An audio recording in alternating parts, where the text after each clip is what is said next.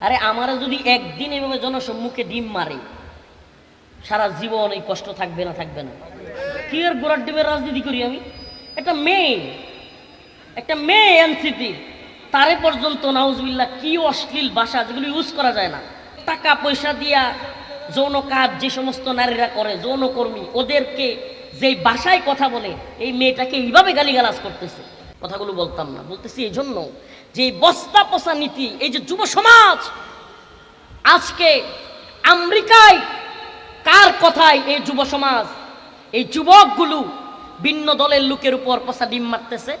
আপনার কি মনে হয় হাসিনারে খুব মহব্বত করে? কথা মনে হয় বুঝেন নাই। আওয়ামী লীগরা এরা খুব মহব্বত করে, হাসিনারে খুব মহব্বত করে। আরে না রে ভাই, লিখে রাখেন এটা মুহাব্বত নয়, স্বার্থের খেলা। আমেরিকায় থাকি একটু বড় লুকি দেখায়া, ফুটানি দেখায়া মির্জা ফখরুলের গায়ে যদি ডিম মারতে পারি, এই আক্তারের গায়ে যদি ডিম মারতে পারি, আগামীতে যদি আবার আওয়ামী লীগ আসে তাইলে তো আমি গিয়া টাঙ্গাইলে একটা ক্ষমতা পাবো। বাইরে এটা ছাড়া আর কিছুই না। মন থেকে যদি এরা ভালোবাসতো, শেখ মুজিব মারা যাওয়ার পরে ঘন্টার পর ঘন্টা পরে থাকে নাই, ছিল কি ছিল না?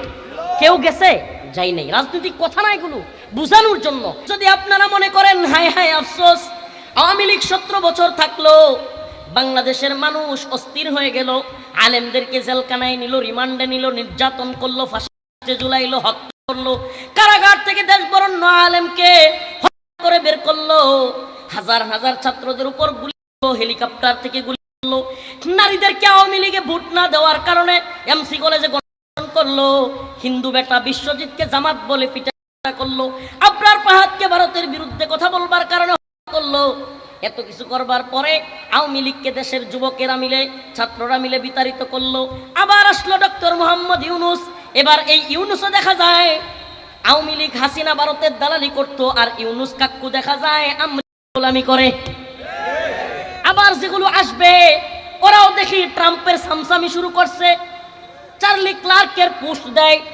আবার যাদেরকে তথাকথিত ইসলামিক গণতান্ত্রিক দল মনে করি, এগুলো আড়ালে আবডালে শয়তানদের সাথে মিটিং মিছিল করে।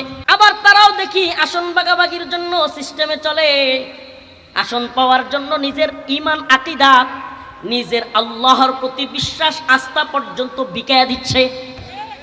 পরিস্থিতি যখন এই পর্যায়ে, তখন সাধারণ যুবকদের অন্তরের মধ্যে, আমাদের জেনারেল শিক্ষিত কিংবা মাদ্রাসা পড়ুয়া কিংবা যে বয়সেরই হোক, যুব সমাজের মধ্যে এক ধরনের অস্থিরতা, আয় হাই পরিবর্তন কবে হবে, পরিবর্তন কবে আসবে।